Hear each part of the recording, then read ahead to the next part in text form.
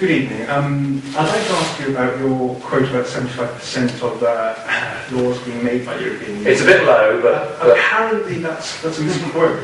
It's that they have a say in 75%, and only regulation that accounts for the European Union. So only 10.4% of laws here have that sort of thing. So you're a Labour Party member too, aren't you? You must be a Labour Party member too, because they tried that in 2008, and they very quickly gave up on it. And even Gordon Brown admitted it was more than 50. So, in actual, so my question is, what is the problem with pooling sovereignty, not surrendering it, and accepting that certain things, such as human rights, are universal, that we share such ideas and morality?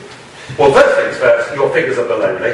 As I say, this was an attempt by the sort of international socialist part of the left, who want a United States. In fact, some of them don't just want a United States of Europe, they want one world government. That's the way some of these people actually, they're crackers, so that's what they think. The 75% figure is up for challenge, and I accept that.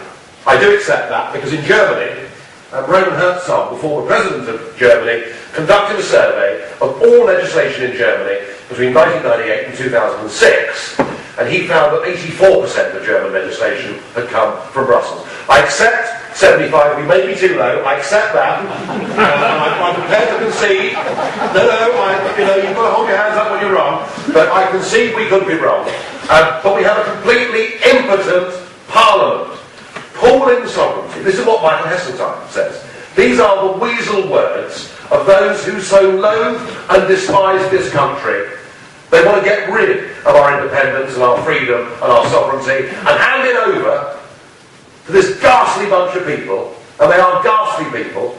I say that not because I disagree with them, but because, just look at how they're acting in Greece and Italy to realise how bad they are. You cannot pool your sovereignty. I mean, it's a bit like virginity sovereignty. Either you've got it or you haven't. I don't think there's a sort of halfway house with this. So the idea, and you also said legislation over which we have a say. Yeah, we have a say, all right. We have a say, all right. 8%. We have an 8% say in the European Parliament and ultimately in the European Council over whether something becomes a law or not.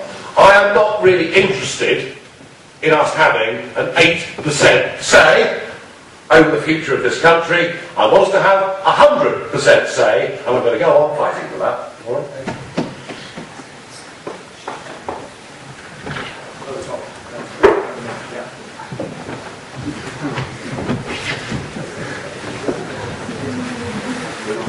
Mr. Farage, can you tell me please about, do you think that America hijacked Europe's foreign policy is using against Iran and against Russia? I think that America is abusing Europe's democracy because European leaders are not listening to European people. It's just only listening to only one man, the American president or to the Israel. That's a tough question, because I'm not sure myself. Historically, European Union foreign policy, or the foreign policy of many of its states, particularly the French, has tended to be the opposite to America. Deliberately. And it's as if the EU's been set up as a counterbalance to America.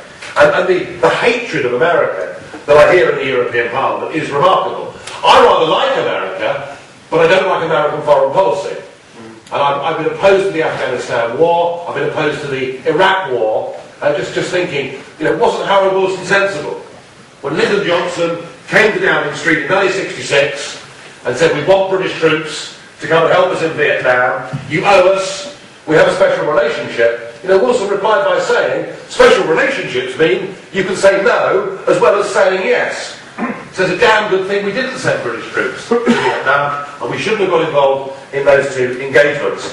What you've seen on Iran over the last couple of months are America and the EU acting similarly, because actually there is a genuine fear.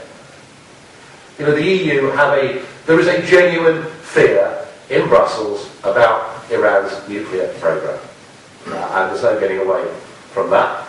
And am I concerned about it? Yes, I'm concerned about it. Are sanctions the right answer? No. Completely the wrong answer. And I'll tell you why. With sanctions, you stop foreign cars coming into the country. You stop all sorts of foreign goods coming into the country. And so what happens is the state-controlled, the state-owned motor car company now has a monopoly on selling cars in Iran. Ironically, financially, sanctions are the best thing that's ever happened to Ahmadinejad and his friends. And the way I think we should be approaching Iran is completely the other way round. We should be attempting to have as free a possible trade and to encourage the growth of the internet and computers right across Iran, and then people will see this regime they've got is backward, is taking them for a ride, and they'll be more inclined to having different values. Quite honestly, it's such a complex area, it deserves an evening's debate, and I hope that's a reasonable answer for now. Right, we're going to do a few more. Not too many more, but we're going to do a few more, okay? It's been a long week, it really has. Good evening, Mr. Farage. The ramifications of leaving the EU will be huge, and the only way you're going to do it is if UKIP win the election, because the red, yellow and blue club will just not allow you to do it, because they're all living together.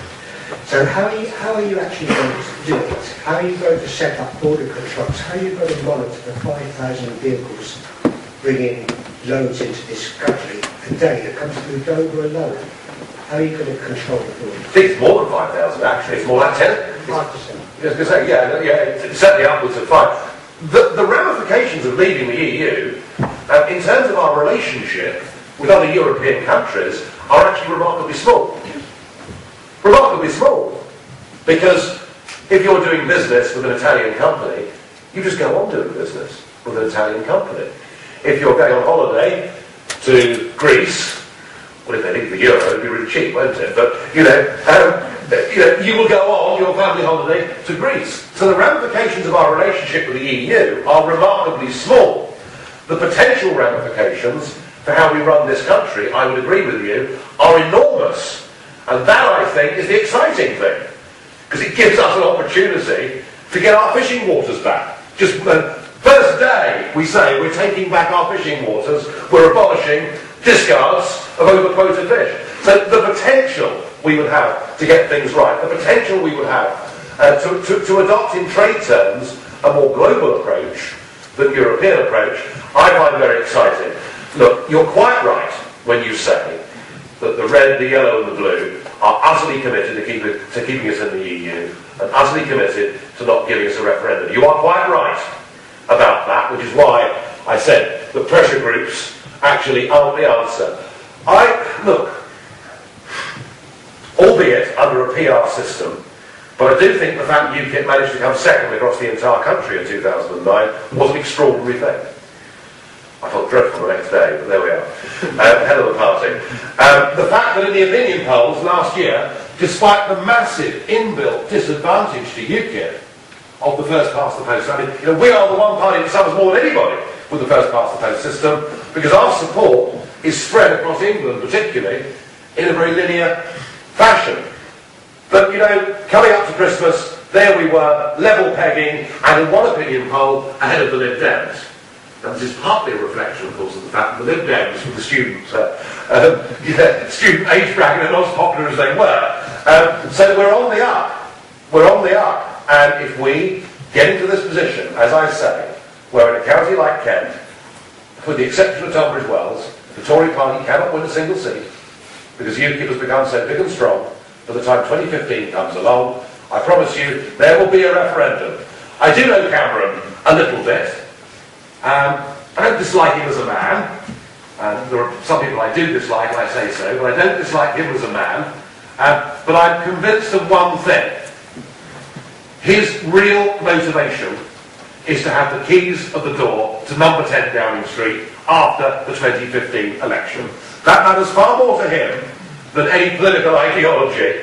And if we're the barrier between him and the keys to the door of number 10, then we will get our referendum. And as I repeat, if the British people completely disagree with the view that I've got, and Kate Huey's got, and Bill Cash has got, if they disagree completely and want us to stay part of this thing, I will respect that. I won't like it, but I'll respect that. But the reason I'm here, and the reason I've given up a well-paid job to do this, is because we've been told a pack of deliberate lies by these people for decade after decade. Oh, it's just a common market. Nothing to worry about. And the day the European Constitution was launched, back in 2003, Giscard d'Estaing stood there and said, with this document, we become a global superpower. And Peter Hain, who was the Europe Minister, was in the House of Commons saying, it's just a mere tidying up exercise. It's a classic example of the extent to which career politicians in Britain have denied us the truth on this issue, and that's why I'm here. I'm not against anybody in Europe, I'm not against European nations, but I'm very angry with our career politicians in Britain for giving away what I see as our birthright. Right, just one more question. Thank you. Yeah.